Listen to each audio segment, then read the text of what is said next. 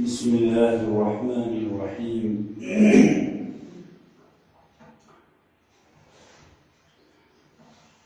ووجدك عائلا فأغنى فأما اليتيم فلا تقهر وأما السائل فلا تنهر وأما بنعمة ربك فحدث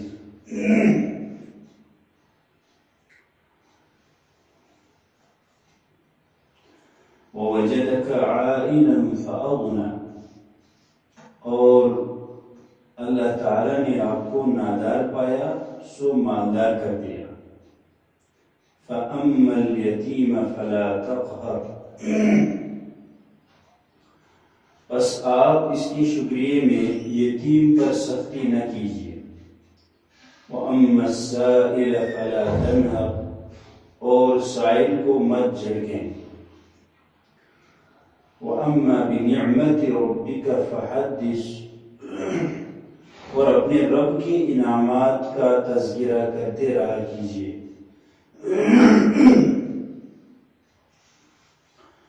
یہ جو آیات ہم نے پڑھی ہے، وَوَجَدَكَ عَائِلًا فَأَغْنَى، اس سے نبی رحمت صلی اللہ علیہ وسلم کا وہ ابتدائی دور، جس وقت حضرت رسول اکرم صلی اللہ علیہ وسلم اپنے چچا کے پرورش میں تھے، حضرت ابو طالب کے پرورش میں تھے، یہ وقت وہ تھا جس میں آپ علیہ السلام کو، چچا کو، جو بھی اس وقت ان کے منسلک تھے، مالی اعتبار سے کمزوریاں بہت تھیں۔ نکاح سے پہلے حضرت رسول اللہ صلی اللہ علیہ وسلم نے حضرت خدیجہ رضی اللہ تعالیٰ عنہ کا جو مال مزاربت پر لیا تھا تجارت کے لیے، تو جب حضرت خدیجہ رضی اللہ تعالیٰ عنہ نے دیکھا کہ عام دنوں سے زیادہ آج ان کو فائدہ ملا ہے، تو یہ بھی ایک ذریعہ بنا کہ حضرت خدیجہ رضی اللہ تعالیٰ عنہ نے سوچا کہ میرا نکاح کیوں نہ اسی مکرم بندے کے ساتھ ہو جائے، تاکہ آگے مال میں اور زیادہ فائدہ ہو۔ حضرت خدیجہ رضی اللہ تعالیٰ عنہ بہت مالدار خاتون تھی، تو آپ علیہ السلام کا نکاح جب حضرت خدیجہ رضی اللہ تعالیٰ عنہ سے ہوا، تو یہ جو مالی کمزوریاں تھیں یہ اللہ پاک نے یہاں سے پوری کروائی، کیونکہ پھر تجارت بڑھی، تجارت کے سلسلے بڑھے، اور حضرت خدیجہ رضی اللہ تعالیٰ عنہ نے اپنا سارا مال اسلام پر اور محمد رسول اللہ صلی اللہ علیہ وسلم پر نچھاور ہے، تو لہٰذا یہ جو مالی اعتبار سے کمزوریاں تھیں، پریشانیاں تھیں، یہ اللہ پاک نے یہاں سے دور کروائی۔ تو اسی کو اللہ پاک نے فرمایا وَوَجَدَكَ عَائِلًا فَأَغْنَى، کہ اس نے آپ کو نادار پایا، فَأَغْنَى، بس آپ کو اس سے جو ہے مالدار کر دیا۔ فَأَمَّا الْيَتِيمَ فَلَا تَقْهَرْ، بس آپ اس کے شکریہ میں یتیم پر سختی نہ کیجیے۔ آپ پر بھی آئی کمزوری مالی اعتبار سے، اور یتیم بھی تھے آپ، جو زمانہ آپ نے خود دیکھا ہے تو آپ کو معلوم ہے کہ اس یتیم پر کس طرح کی سختیاں ہوتی ہیں، لہذا جب کوئی یتیم آئے تو اس پر سختی مت کرو۔ وَأَمَّا السَّائِلَ فَلَا تَنْهَرْ، اور اگر کوئی سائل آئے تو اس کو مت جھڑکیں، کیونکہ یہ زمانہ بھی آپ پر آیا ہے، کمزوری کا زمانہ، محتاجی کا زمانہ، یہ بھی آپ پر آیا ہے، تو لہذا ہر انسان مجبور ہوتا ہے مانگنے کے لیے۔ اگر کوئی سائل آئے تو اس کو جھڑکے نہیں، اس کو بڑے اچھے اندازے سے اس کو اپنے گھر سے فارغ کرو۔ علامہ آلوسی رحمہ اللہ نے یہاں پہ ایک بات لکھی ہے کہ سائل جو ہوتے ہیں وہ بہت کئی طرح کے ہوتے ہیں۔ مثال کے طور پر ایک سائل ایسا ہوتا ہے جس نے اپنا کاروبار ہی بنایا ہے مانگنا، تو کہا اس کو جھڑکنا ہی عبادت ہے، لیکن یہ جھڑکنا ایسے ہو جس میں یہ سمجھا جائے کہ اس جھڑکنے میں، اس نصیحت میں، اس کو خالی ہاتھ واپس کرنے میں اس کے لیے بہتری ہے، نہ یہ کہ کوئی انسان جھڑک رہا ہے اس لیے کہ اپنا بخل دکھا رہا ہے، روپیہ 100 ادا نہیں کر پاتا ہے اور خامخواہ ساحل پہ جڑا گیا ہے، یہ مقصد نہیں ہونا چاہیے۔ مقصد یہ ہونا چاہیے کہ اگر یہ ساحل صحت مند ہے، ٹھیک، تو یہ مانگے گا کیوں، یہ کام کیوں نہیں کرے گا؟ اور فرمایا بچہ آئے تو اس کو بھی اس طرح مت کرو، اس کی بھی ایک عادت بن جائے گی۔ بچے اور عورتیں، فرمایا یہ ایسی چیزیں ہیں جو معاشرے کی خرابیاں پیدا فرماتے ہیں، معاشرے کی خرابیاں۔ جس عورت کو لت لگ گئی مانگنے کی تو وہ ہر اچھے برے کے پاس جائے گی اور معاشرے کی ساری خرابیوں کی ذمہ دار بھی ہوتی ہے۔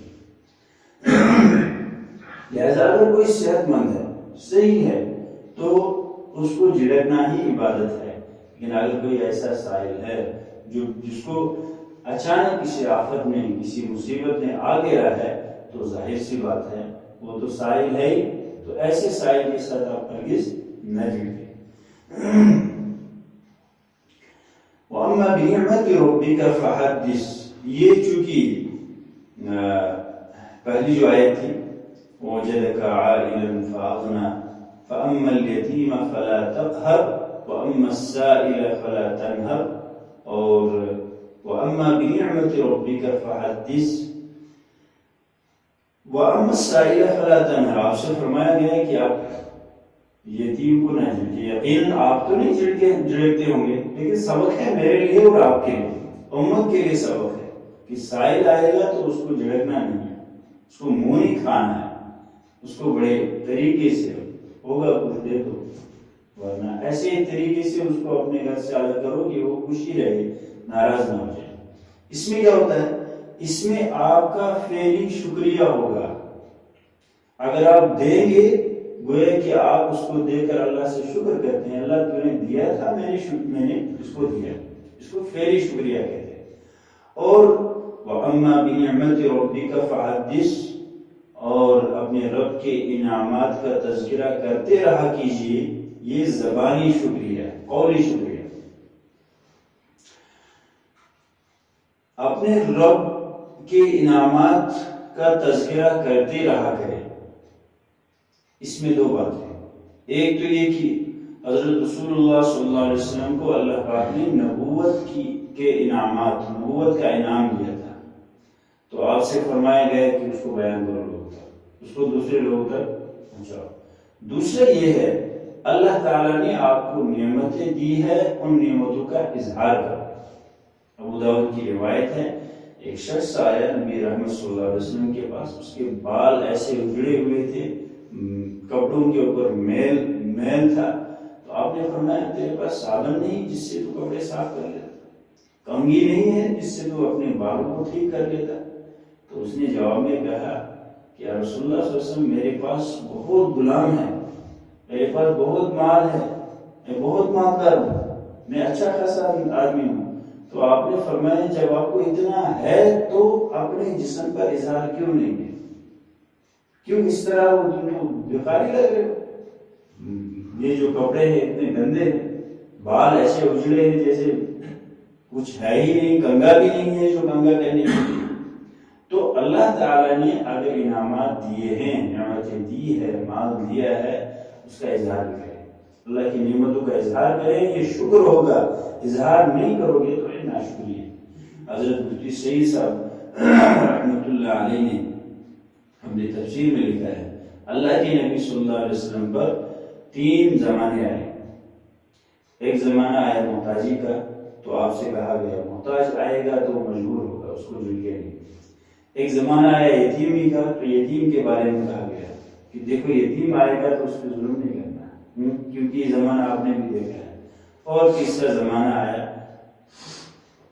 نبوت کا، آپ کو اللہ تعالیٰ نے بے انتہا نعمتوں سے نوازا، اور ایک بڑی نعمت ہے نبوت کی، فحدث، اس کو بیان کرتے رہو، اس کو دوسروں تک بیان کرتے رہو۔